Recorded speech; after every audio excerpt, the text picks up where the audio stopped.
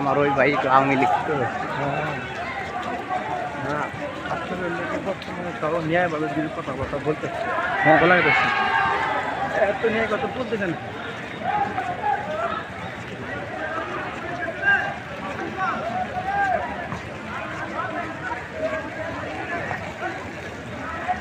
আপনি কি লোক নেই হ্যাঁ, আপনি কি লোক নেই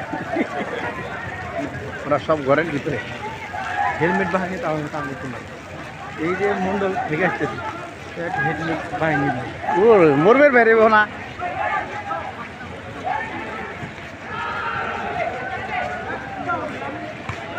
আমার নাম তো জানতে